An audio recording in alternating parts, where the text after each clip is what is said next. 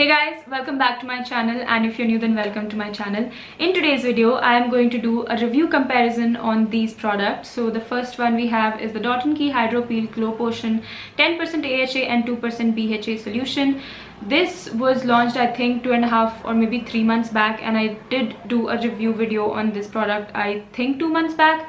If you have not watched it, I'll put a link in the description box below. Also I'll put a card here so you can just click, watch, and then come back to this video. And the other product that I'm going to talk about is the Twak 25% AHA plus BHA peeling solution. So this I think launched a month back if I'm not wrong, and I did pick it up then, and I've been trying it ever since. I have a lot of things to talk about. We are going to go over the ingredients, my experience, and everything. You guys know how my review video goes.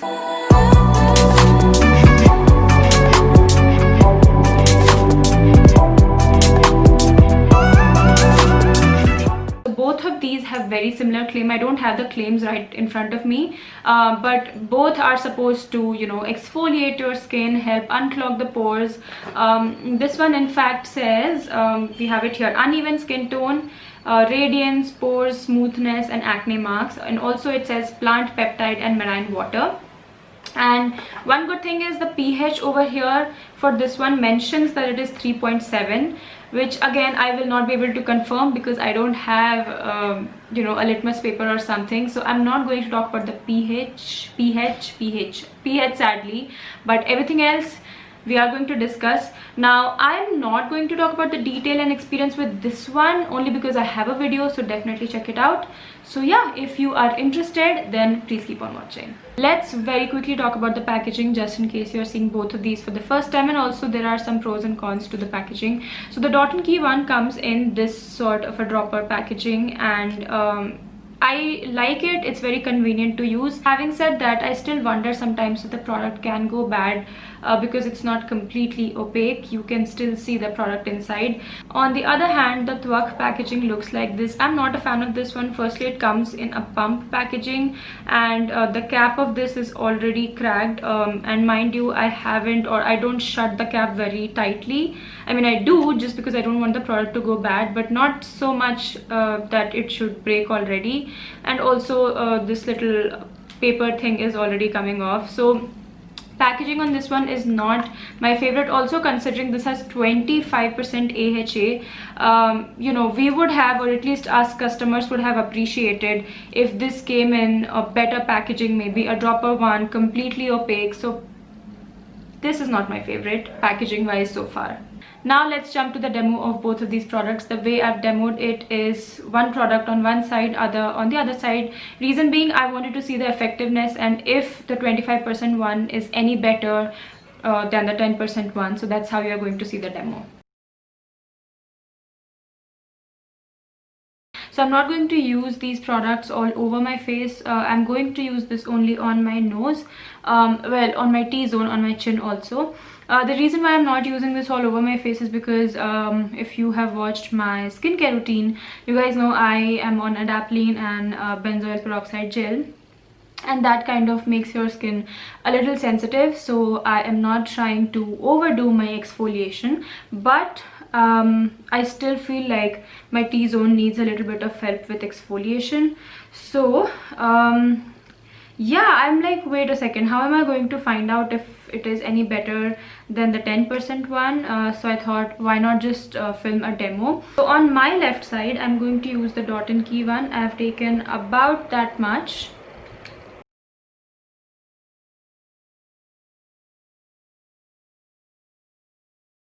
Now next up, I'm going to use the Twak 25% AHA and BHA. So I wish that this, you know, focused a little bit more on the packaging of it. I don't like the pump dispenser. It just, I don't know, it just shoots the product everywhere. Okay, so that is it. I'm gonna leave these both on for I think 10 minutes. If I do extend to 15 minutes, I'll let you guys know. So I washed my face, and quite frankly, I cannot tell a huge difference. I think this side with Twak feels a little bit smoother than the other side, but it could also be the fact that this side I have a lot more clogged pores than this side, so it totally could be that. Maybe I'll try this another time. I'll switch the sides. Yeah, this experiment I think was like useless because I don't see anything, but I'll again try, and if I do see something different, then I'll definitely let you guys know. So now that you guys have watched the demo, I know your question would be, Akriti, that was so not clear. Can you now tell us if the Thwuk one worked any better than the Dot and Key one? And in all honesty, I did not see any major difference than the Dot and Key one. In fact, the next day after filming the demo, I had a minor reaction on certain areas. So basically on this side and a little bit on my chin. It wasn't really breakout or anything, but I could feel a little bit of sensitivity, and there was like a slight bit of bumpiness. So it could be totally my skin. I know my skin is quite sensitive, and because I'm on adapalene and benzoyl peroxide, it could totally be my skin. So to conclude if this works any better than that, I sadly did not notice anything, which I was kind of expecting. I'm not gonna lie, I thought that this would work a lot better than that one because this has 25% AHA. If anything, I just felt like the side with this one felt a little tad bit more softer than the side with Dot and Key one. That is the only difference that I could notice. Now before we jump on to the ingredients, I quickly want to talk about my experience with this particular product, not just the demo but my experience in general on the times that I have used it. If you want to know more about this one, I already have a dedicated video of this, so you can check it out. So I'm not going to talk about my experience with this one in this video, but because you know this product is new, I'm going to talk about this. So I think I bought it, I don't remember when, maybe 20 days back, and I have been trying it out ever since, even though as you can see I've tried very little. And the reason is and I'm very positive about this, because I am on adapalene and benzoyl peroxide, my skin is not taking this very nicely. Like it's just, it tingles way too much for me to keep it on for 15 minutes. So the first time I tried it, it just tingled way too much and I got scared. I took it off in like 3 minutes. Then I discontinued to use adapalene and benzoyl peroxide for like a good 4 to 5 days I think, and just so I could try it and see what happens next. And when I did that, I could use it for like a good 5 to 6 minutes, not more than that. I again had to wash it off. So then I, you know, of course wanted to clarify and confirm if it is only my skin that is doing this. So I used it on my mom, I used it on my brother who had come I think last week, and all of them seem to, you know, handle it very well. So I'm sure that it is just my skin. So for me it's a no-no, but I have seen that it is just my skin because others were able to take it for a good 10 to 15 minutes. Let's now talk about the ingredient list. So firstly I'm going to talk about the Thwuk peeling solution. So this is the outer cardboard packaging of the product, and you do not get the ingredient list on the packaging, like the cardboard packaging, nor do you get it on the actual packaging. So they give you a pamphlet like this on which you have all the ingredient list mentioned over here, a little direction manual here, and something which I found really weird and kind of shady is that, so basically here you can see that they have mentioned that it is 25% AHA and 2% BHA. I hope the camera is picking it up. If not, I'm going to insert a picture. However, the other day I was on Insta and I saw that they were marketing this product. So basically I saw a sponsored post on this product and I was a little confused because like you can see here, it says 1% BHA. I hope you can see, but it says 1% BHA, which is like, what? You know, so that is quite weird and confusing in my opinion. So I guess I'll try to reach out to the brand, and if I do get a response, I'll probably write a comment or maybe post something on the community post. Let's find out. Okay, so now let's finally talk about the ingredients. So let's start. The first ingredient is of course aqua. Second ingredient is lactic acid. In bracket it says cosmetic grade. We all know by now lactic acid is a form of, or a type of AHA rather, and it's supposed to be more gentler and moisturizing alpha hydroxy acid than its other competitors like glycolic acid and other AHAs. Then we have propanediol as penetration enhancer, which is you know, a well tolerated ingredient and it is less likely to cause any irritation. Aloe vera leaf juice, which is a good nice moisturizing and calming ingredient. Then we have glycolic acid, which again is a type of AHA. Now glycolic acid is much more potent than, like, let's say lactic acid and other AHAs, and it is supposed to penetrate your skin a lot deeper because it has the smallest molecular size. We have copper peptide, which is kind of interesting to me because I don't see a lot of Indian products with copper peptide in it, and copper peptide is supposed to help in collagen and elastin synthesis, at least from a few studies which have proven that. So that's why I think they market this ingredient as skin repairing ingredient. We have pectin, which increases the thickness of the solution, also helps the oil and the water phase from separating. We have serine, arginine, proline. So all of these are basically antioxidants. After that, we have salicylic acid. So this is where salicylic acid comes, which is the BHA of the product. After which we have coconut water. This is also one of the ingredients which I see them advertising a lot in this product. I am not so sure if coconut water is really proven to be working in your skincare, so not really so sure about it. We have allantoin, which is, by the way, a very nice soothing and calming ingredient. Then we have magnolia bark extract. I again had no idea about it, but I looked up, and this seems to be a good and nice antibacterial ingredient which is supposed to penetrate your skin deeper. After all of these ingredients, we have phenoxyethanol, which is the preservative that is used in this formulation. And after that, we have like a few more ingredients like citric acid, xanthan gum, cabbage leaf extract, which I was a little interested and intrigued about it, and I looked up, and apparently Glow recipe products also have it. So again, not sure how effective it is. And anyways, these all come after phenoxyethanol, which is the preservative, so the concentration might be even less than 1%. And the last ingredient is perfume. So what they have said here about it is the color of the solution might vary as we use natural lead-free colorants. So you basically have colorants also. So that is all for the ingredients. I honestly don't think the ingredient list looks bad.